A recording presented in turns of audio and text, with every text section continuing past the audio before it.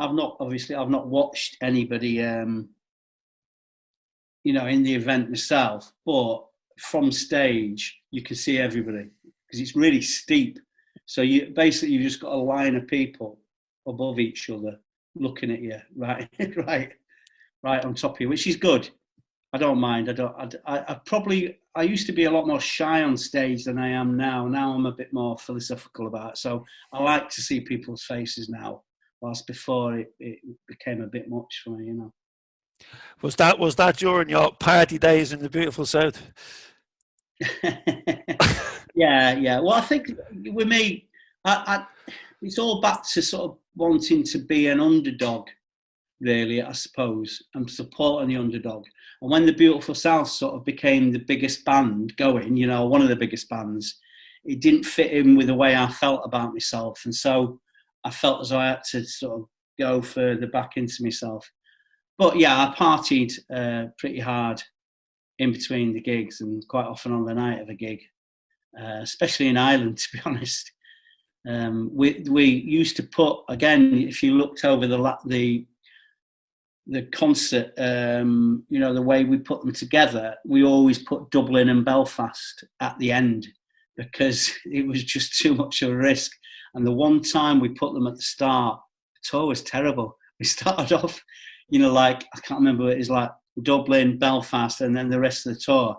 And we were screwed by the third day. We were like, oh, God, we got another 10 of these. Whilst putting it at the end was a lot more sensible. But, yeah, good days. But, you know, we were, you know, pretty well behaved, really, considering we were drinking a load. You know, we got on with everybody we met and sort of, just partied a bit too hard. I couldn't do it now. Yeah, you mentioned there, you know, when the band became so big, it didn't fit in with, you know, who Paul Heaton is. How does that, like, because I said to Peter when he was on, you know, when fame, does it change it? And he says, well, it kind of has to, but it changes other people towards you. When you got that big, Paul, did you feel like I'm losing touch here with who I am? Well, definitely the first time, yeah. I mean, the first time with the House Martins, what the record company did is, because we were sort of, basically Sheep came out, got on the radio, we got a bit bigger because of that. Then Happy Hour came out, got on the radio, and then Think for a Minute, then Caravan of Love. So from about March to December, when Caravan of Love finished, they were adding on different dates to this tour, and it was just going on and on and on. And I got home on like December the 22nd or 23rd or something like that in 1986. I walked through the door and it was a house I'd bought on Grafton Street, the Grafton Street in Hull. And I thought, I've not even been in this house. And I looked in the mirror and all year, all I'd been called was Paul Heaton, you know, out the House Martins. And I looked into the mirror and just thought, you know, you're not Paul anymore. You're not little Paul. You're Paul Heaton out the House Martin. Everywhere you go, you're that person now to everybody else.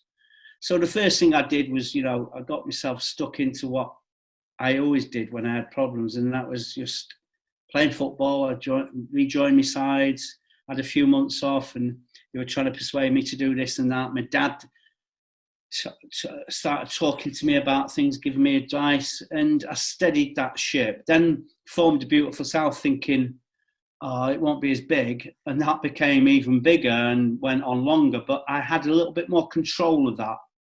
You know, I felt as though we could be awkward if we wanted to be awkward. It was a bit of a longer thing and less hectic. And all we did with the Beautiful South, and that's what I do now, is I record an album every 2 years. It sounds like that's not very often, but you sort of spend half a year writing it and about 3 months recording it. And then the other 6 months is them packaging it all up and getting it ready for the shops. So really, I've sort of worked at that pace since the Beautiful South. I worked at the same pace. Go away to write as soon as the album's finished, you know, as soon as the tour's over, I start work on the next one. And that's how I like it. So fame has become easier to handle, I think, but it's still something that can sneak up on you. And it does change other people's perceptions of you. I remember walking into my pub. I'd been in my pub, my local, years, absolutely years. And I'd go in there after, I'd been on Top of the Pops, and everybody was fine. In fact, the pensions party was on, and when we were at number one with Cara and Everlove, I got a standing ovation from all the pensioners. They were so proud. They all had their copies of Flag Day from when that had come out, because I went in there. But then, a couple of months later, a couple of people were saying, yeah, you think you're big, don't you? And I was like, well, not really, no. Yeah, but you think you are, don't you? I said, well, what do you want me to think I am? And they were like, big. We want you to think you're big. I goes, all right, I think I'm big then. And they were like, see? I said, I can't really win here, can I? And I had things like on the bus, and this was when all the stuff out of the Sun was coming out. It's you, innit? It's you. And I say, yeah, that's right. He goes, no, it ain't. I say, well, no, it isn't then. Because nobody is you, though, isn't it? It has to be you. I goes, yeah, it is me. And no, it isn't. Prove it. I said, I'm not proving who I am. I said, and then they'd say, if it was you, how come you're holding hands with your girlfriend? You're gay. It's been in the papers. It can't be you. I said, okay, then it's not me. And they said, but it is though, isn't it? And they would just go around in circles. And I think it was, people wouldn't expect to see you on a bus. People wouldn't expect to see you in your pub. What people wanted out of their money, their pop star, was me getting out of a limo in dark glasses with a security firm around me. And that's what they thought I should do. And when I didn't, that became a problem.